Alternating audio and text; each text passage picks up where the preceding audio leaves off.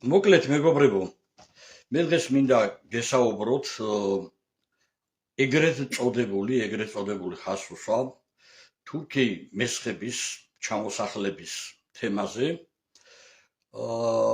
და ასევე აი ამ თემას მე მინდა შევეხო როგორც სამართლებრივი კუთხით, ასე ვთქვათ, თუ აი ზუსტად გამსახურდიას ხელისუფლების შემდეგ ეს არსებული დამნაშავე რეჟიმი როგორ რაზე აქვს ხელმოწერები გაკეთებული თანმიმდევრულად და ასევე მინდა კონკრეტული მაგალითი მოვიყვანო, პირადად შეხება ჰქონდა ჩვენ აი ამ თურქებთან, რომლებიც ჩამოსახლებული იყო ცხაოჯახი ქარელის რაიონში და ასევე ბოლოს მინდა შევეხო იმ თემას, რომ თუ აი რა გამოსავალი აქვს და რატო ვაანონსებთ 21 სექტემბერს ღვთისმშობლობას აქციას რესპუბლიკის მოედანზე დღის 3 საათზე. თქვენ ყველა ხედავთ მეგობრებო, რომ თურქეთის მხარე ძალიან გააქტიურდა უკვე ავრცელებენ ესეთ ექსკურსია, ესეთ ვიდეოებს, თითქოს ძალიან აი გულდათუთქული მესხები ითხოვენ საქართველოში დაბრუნებას. ეს მესხები თურქი მესხს იმიტომ უწოდებენ, რომ რაღაც თითქოს რაღაც კავშირი ჰქონდეთ საქართველოსთან, ხო გესმით? სინამდვილეში მეგობრებო 1954 წელს, როდესაც გადაასახლეს, დაახლოებით ეს იყო 93,000 ადამიანი, იქ იყო როგორც თურქები, იყვნენ ქურთები, იყვნენ რა თქმა უნდა მცირე რაოდენობის ქართველები, მაგრამ მათ ქართული ფაქტიურად აღარაფერი ჰქონდათ, იმიტომ რომ მე-16-18 საუკუნეში დიდი ოსმალეთის შემოტევების დროს და როდესაც ოსმალეთის მხარეს მოექცა ეს ტერიტორიები, 2-3 საუკუნის განმავლობაში მათ მთლიანად დაკარგული ჰქონდათ უკვე ქართველობა და ქართული სული ფაქტიურად აღარ ჰქონდა ამ ხალხს. რეალობაა ასეთი. ეხლა ნახოთ, როგორ სიყალბეს ეწევა თურქეთის მხარე, რომ თითქოს აი ძირძველი ადგილებში ითხოვენ დაბრუნებას და მოენატრათ საქართველოს მესხეთი და ასე შემდეგ. 44 წლის შემდეგ მეგობრებო გავიდა 91 წელი. 91 წელს გადასახლებული ადამიანი 1 წლისა რომ ყოფილიყო, სულ მცირე 82-ის უნდა იყოს, ხო? 1 წლის ბავშვს არაფრით არ ემახსოვრებოდა საქართველო. 10 წლისასაც კი არ ემახსოვრებოდა, როდესაც ამხელა მთელი 70 წელი მერე ხარ სხვა ქვეყანაში. დაახლოებით სულ მცირე 15 წლისა მაინც უნდა ყოფილიყო და დღეს გამოდის უკვე 96 წლის ასეთი ადამიანი და დაახლოებით აქ არის ლაპარაკი 100 წლის ადამიანებზე. ასეთი ადამიანები მე სპეციალურად დავინტერესდი, დაახლოებით შეიძლება იყოს 3-4 ათეული, აღარავინ აღარ არის.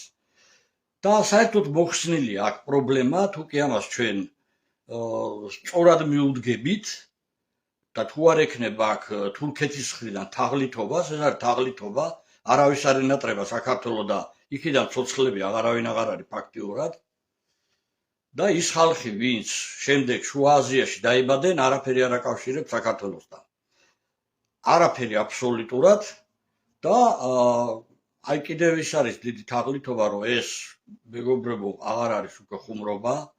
ამათ ზურგს უმაგრებს აი ზუსტად ის პროექტი, ბრიტანული პროექტი, რასაც ქვია დიდი თურანის პროექტი და სწორედ აი ამ პროექტში შედის ზანგეზურის დერეფანიც და წრედი იკრება საქართველოს გარშემო უკვე ძალიან სერიოზული წრედი და სამწუხაროდ ჩვენი ხელისუფლება მხოლოდ და მხოლოდ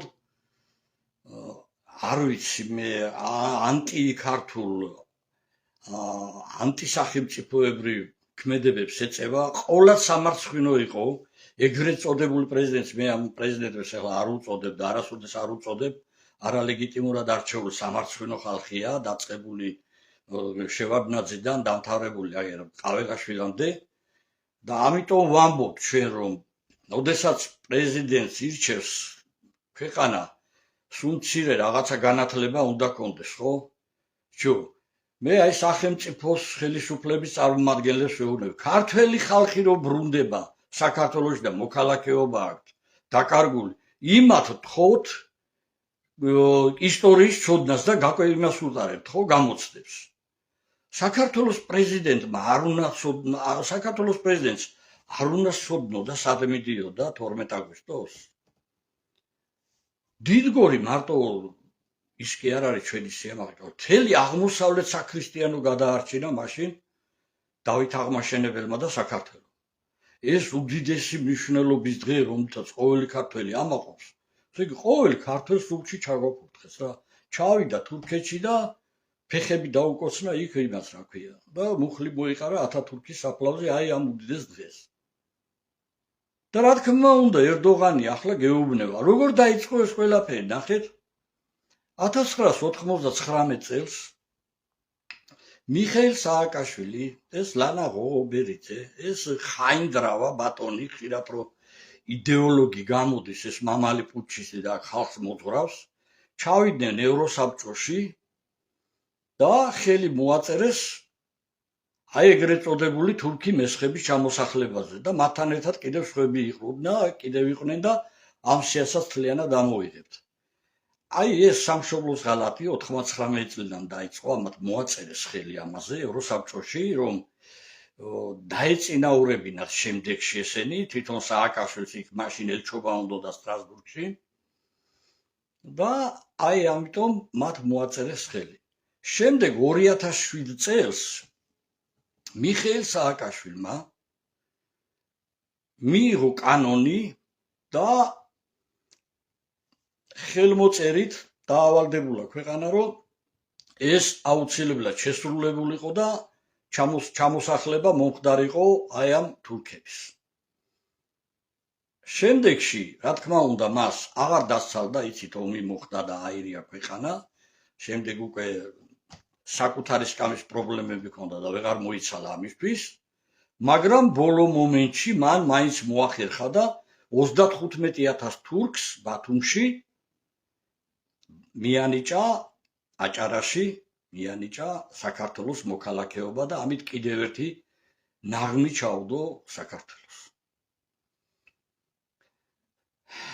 2023 წელს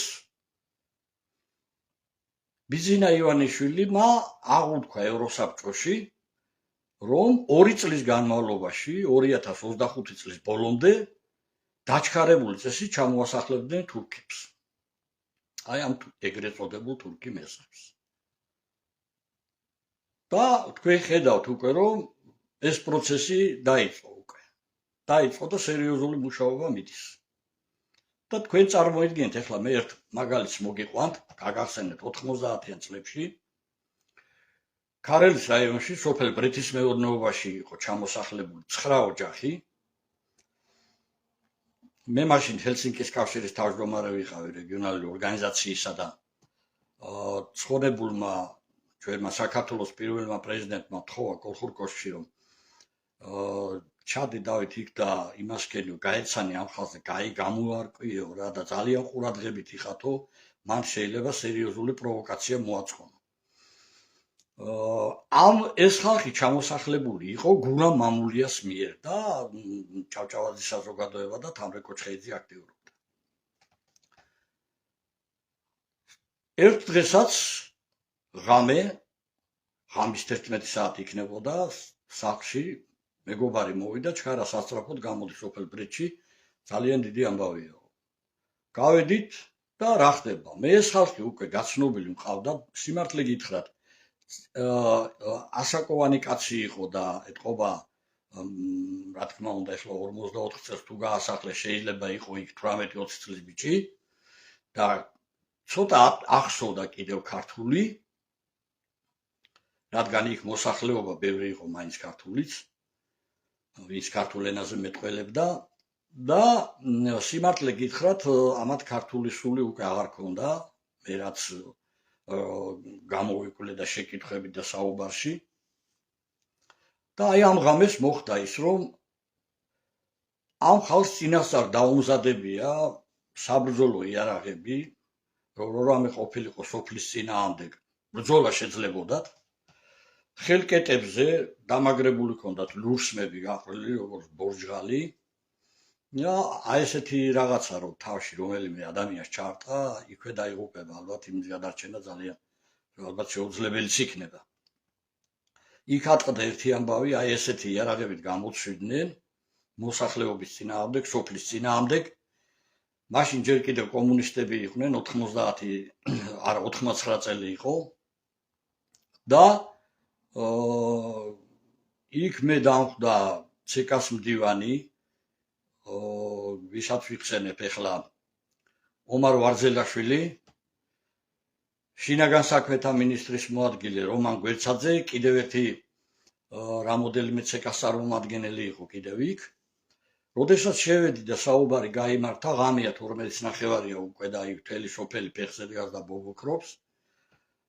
ისინი ამბობდნენ, რომ ამაღამ ვერ გავიყვანთ ამ ხალხს, უკვე გასახლებას ითხოვდა სოფელი, ამაღამ ჩვენ ამათ ვერ გავასახლებთ, გათენდეს და მერე გავასახლებთ. ჩემი კატეგორიულ მოთხოვნა იყო, რომ იცოდნენ, რომ გავლენა დიდი მქონდა უკვე ხალხზე და საკმარისი იყო გავსულიყავი აივანზე, ხმისგამაძლიერებლები უკვე გვედგა იქ და შემეძლო უკვე მიმემართა ხალხისთვის და იწუჩიო შემაჩერეს ძალიან აქ თხოვთო რომ არ მიმართოთო. მაშინ მეუთხარი ამაღამვე პირობა მომეცით, რომ ამაღამვე გაიყვანთ ამ ხალხს. წითელ ხიდზე უნდა გაეცილებინა. მაგრამ ჩვენო იქ რომ პროვოკაცია მოხდესო, ჩვენო ამაზე პასუხისგებლობის აღება გვიჭირსო ღამეო. და მაშინ რომან გვენცაძემ აიღო თავის თავზე, სხვათა შორის ვაჟკაცურად მოიქცა და აი ეს ხალხი იმ ღამესვე გავასახლებდა. იქ სისხლისღვრას გადაურჩა სოფელი. აი ეს გააკეთა 9 ოჯახმა მეგობრებო და ეხლა თურქეთის სახელმწიფო აწვება საქართველოს, რომ 100,000 შემოიყვანონ. ვინ არის ეს 100,000? საცხოვრობდნენ ესენი, საერთოდ არ ცხოვრობდნენ იქ. საერთოდ არ ცხოვრობდნენ. 93,000 ოჯახი გასახლდა, იქიდან რამდენიმე ათეული ადამიანიღაა დარჩენილი, ვინც გასახლდა. ცოცხალი აღარავინ აღარ არის იქ. თქვათ 100 კაცი სულ. აღარავინ აღარ არის და ვინც სხვაგან დაიბადა, იმას საერთოდ არაფერი ის არ აკავშირებს საქართველოსთან. და ჩვენ რა უყოთ, ჩვენ დევნილებს ჩვენივე სახელმწიფოში, ჩვენივე ქვეყანაში. რატომ არ აწვება ამაზე ევროსაბჭო სხვებს, რუსეთს და სხვას კიდევ რომ აი რატომ არ ბრუნდებიან აფხაზეთში, რატომ არ ბრუნდებიან ცხინვალის რეგიონში ჩვენი ხალხი? რატომ აი ათეული წლები რომ დევნილია 100,000 საკუთარ ქვეყანაში? და ჩვენ ეხლა აქ თურქები უნდა ჩავასახლოთ და მერე ისედაც ამ უმძიმეს დემოგრაფიულ კატასტროფულ მდგომარეობაში საქართველო კიდევ ქართველი ხალხი ამად გაუმკლავდება? თქვენ გესმით ხალხო, რამხელა პრობლემის წინაშეა ქვეყანა? წერედი იკრება, უკვე ალყაში აქცევენ საქართველოს უკვე ყველანაირად და ამ დროს მოღალატე ხელისუფლება გყავს ქვეყანაში. არა რითი უნდა გადაიჩინო თავი? არ ვიცი, აქ მეგობრებო, მე ბევრჯერ გვისაუბრია ჩვენ გამოსავალი, აი რა შეიძლება იყოს. გამოსავალზე მე კიდევ ცოტა ქვევით ჩავყვები და მე ბოლოს ვისაუბროთ. მაგრამ აქ არ არის მარტო თურქების ჩამოსახლების საკითხი, პრობლემა. ეს საკითხი ფაქტიურად მინელებული იყო და აღარც ისმოდა ამაზე საუბარიც აღარ იყო ამ ბოლო პერიოდებში. ძირითადად აქცენტი კეთდებოდა აი აფრიკული და აზიური ქვეყნებიდან და ინდოეთიდან და პაკისტანიდან და იმეები შემოყვანილი ეს ჩინელები და ეს ხალხი, არაბები. ამაზე სამწუხაროდ მეგობრებო, დღეს ყველა ბიზნესში ესე იგი ასაქმებენ აი ამ მშიერ ხალხს, აფრიკელებს, ინდოელებს, საიდან შემოსული არიან. მეორე აი ნახევარ ფასში, მესამედ ფასში ძალიან იაფად და აი ამ ვითომ ბიზნესმენებსაც აწყობთ, ქართველებს უშვებენ სამსახურებიდან და ასაქმებენ აი ამ ხალხს. ეს არის აი ესეთი მიდგომა აი ამ ვითომ ბიზნესმენების, ეს არის მოღალატეობრივი საქმე მიდგომა ესენი ესე იგი როგორ უყურებენ იცით აი დღევანდელი კვერცხის პრინციპით უყურებენ მაგრამ ხვალ ზეგ და მაზეგ შენ ეს ქართველებიც რომ უშევარი დარჩება და გაიქცევიან და ეს თურქები და არაბები და ესე რომ მოგდგებიან მერე ვნახოთ რა ბიზნესი გექნება თქვენ საერთოდ დაფიქრებულ ხართ ამაზე რას აკეთებთ რა ჩადიხართ ორი მუჭა ქართველი გადარჩა აქ საქართველოში არ ვიცი ეს არის მეგობრებო რეჟიმი რომელიც ახორციელებს აი სერიოზულ უკვე შტურმს ეს არის უკვე შტურმი რაც ჩაფიქრებული ქონდა თავიდანვე საქართველოს ქართველების გარეშე და მე მგონი პირნათლად ასრულებენ ამას აი რატომ აქამდე ვერ მოახერხა ხელისუფლებამ ასეთი დემოგრაფია რომ მიდიოდა და ყოველ წელს იქლებდა და ბოლოს ეხლა რამდენიმე წელია უკვე გარდაცვალებამ რომ გაუსრო შობადობას აქამდე სად იყავით რატომ არაფერი არ ეს ხო კომპლექსური პრობლემაა ეს ხო არ არის მარტო ისე ხო არ არის შობადობა ხო აქ ხო არის ყველაფერი სოციალური საკითხები ეროვნული მრეწველობა სოფლის მეურნეობა ყველაფერი რომ მოკალით აბსოლუტურად ხო ამან გამოიწვია ეს ყველაფერი რომ არაფერი არ შექმნით საერთოდ ვითომ რომ სამუშაო ადგილებს ქმნით სად არის სამუშაო ადგილები სად აი გეკითხებით მთელი ჭიათურა რომ უშევარი დატოვეთ ერთი და იქით დაიჭირეთ მშრომელი მაღაროელები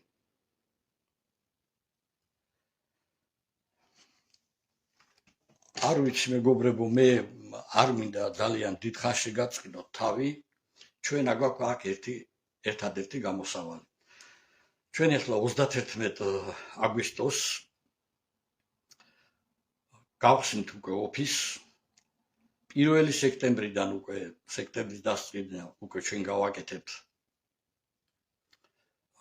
საინფორმაციო საშუალების სახით ესე ვთქვათ პირდაპირ ეთერებით გადაცემებს და 21 სექტემბერს ჩვენ რესპუბლიკის მოედანზე 15 საათზე ვაანონსებთ აქციას რომელსაც ექნება ძალიან დიდი მნიშვნელობა არ ვიცი ამაზე ყველა უნდა დაფიქრდეს ახლა ჩვენ ყველაფერს გავაკეთებთ მანქანებით თელ თბილისში შემოულით გამაძლებლებით მე რომ არ თქვა რომ არ ვიცოდით ყველა უბნებში დავივლით და გამოუცხადებთ რომ ქუძე კაცი უნდა გამოვიდეს ახლა რესპუბლიკის მოედანზე რეჟიმი რომელიც ქვეყანას მართავს всё ასრულებს უკვე საქართველოს ქართველებისთვის და ამიტომ ერთადერთი გამოსავალი აქ არის ყველა ჯანსაღი ქართველი ადამიანი უნდა გამოვიდეს რესპუბლიკის მოედანზე უნდა წაუყენოთ ყველა ეს მოთხოვნა მკაცრად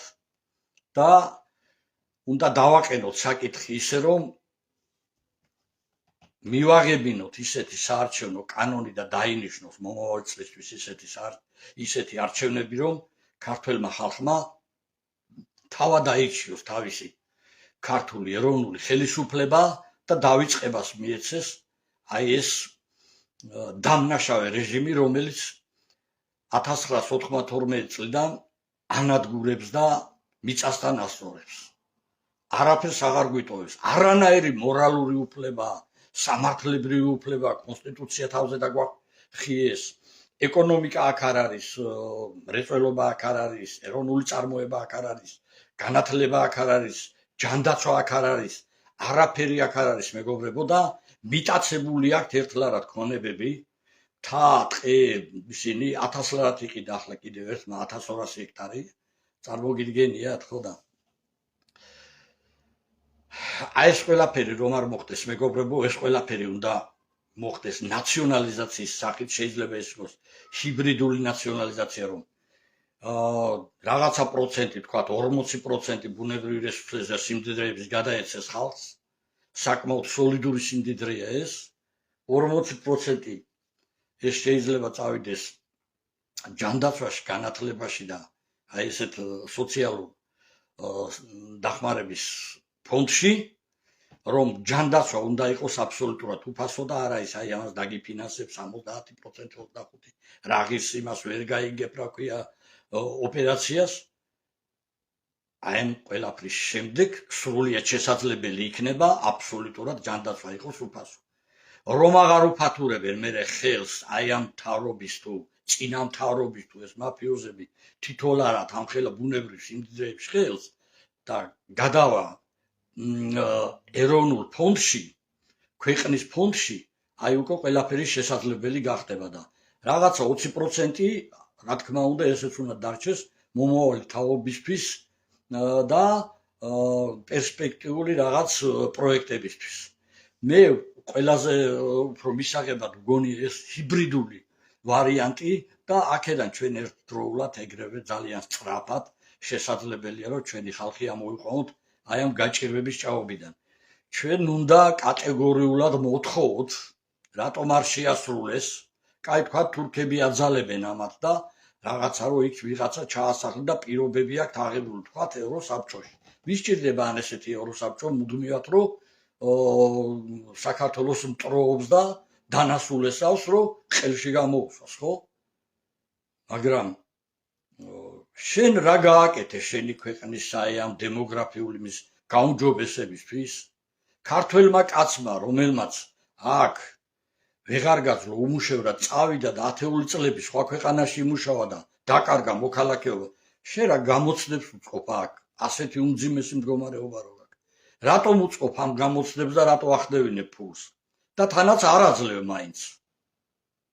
აი გამოცდები მაგ პრეზიდენტებს მოუწყეთ სამარცხვინოებს.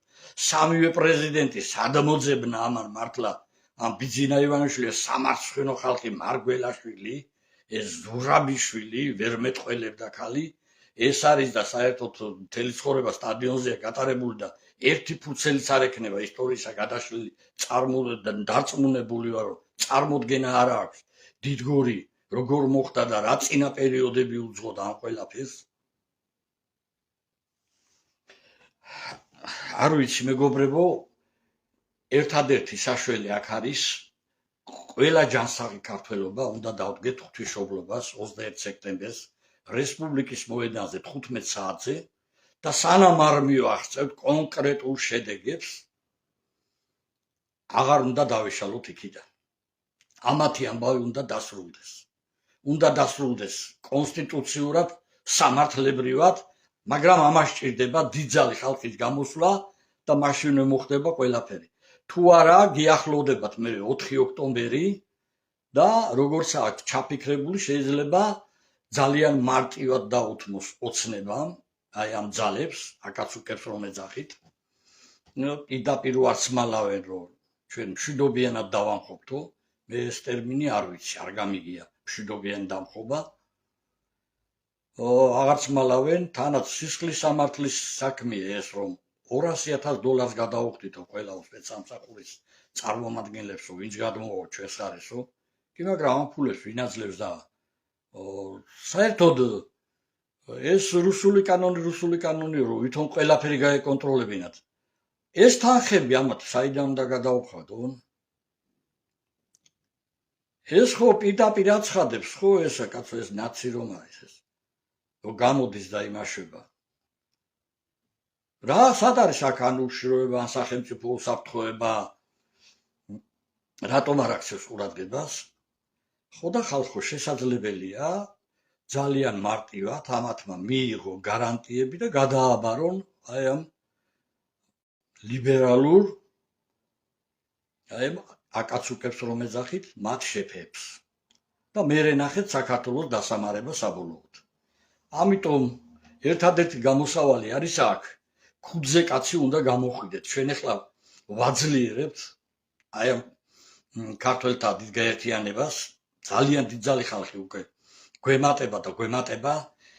გამორიცხულია მეგობრებო, ვინც ამ რეჟიმის არჩევნებში იღებს კიდევ მონაწილეობას, უკვე საქართველოს დაკრძალვა მიდის. თუ უყურებთ უკვე თქვენ, იმხელა შავი ღრუბელი მოდის, რომელ ადგილობრივ არჩევნებზეა, რომელი ამ სისტემის კიდევ გაგრძელებაზეა ლაპარაკი.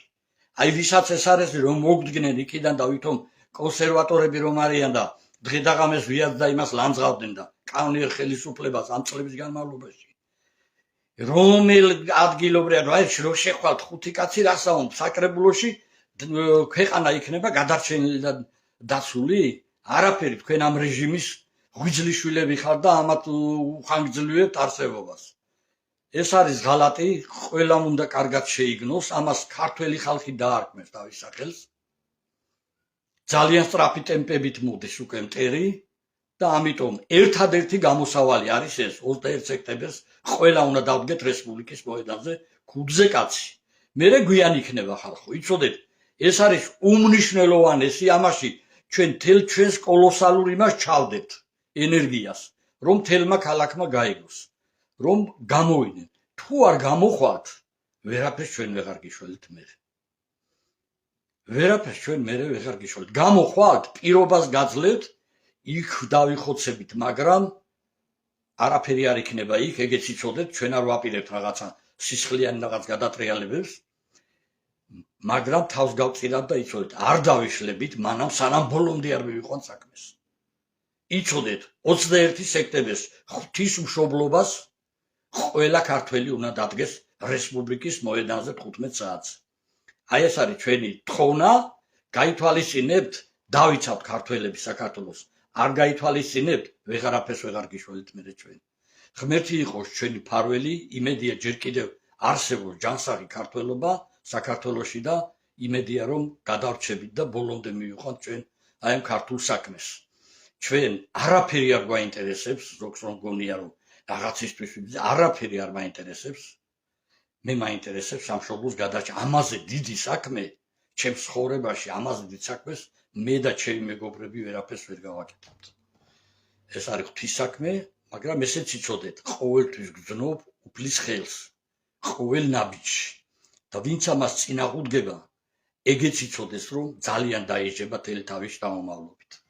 ღმერთი იყოს ჩვენი ფარველი, ღმერთმა დაგიფაროთ ქართველებო და ღმერთმა დაიფაროს ჩვენი საქართველო. მაშასე გვადევნეთ თვალი, პირდაპირ ეთერს იქაც ჩავთავ, იქ ახლა ჩვენ არ გვექნება პომპეზური გახსნა, უბრალოდ მივიღებთ წევრებს და 31 აგვისტოს მივიღებთ წევრებს, ეგეც 3 საათზეა და გვექნება საუბარი თუ რას ვაპირებთ და ამასაც გავაკეთებთ პირდაპირ ეთერში, რომ ემიგრანტებმაც ნახონ. მადლობ ყურადღებისთვის, მეგობრებო, ღმერთი გფარავდეთ შინ და გარეთ.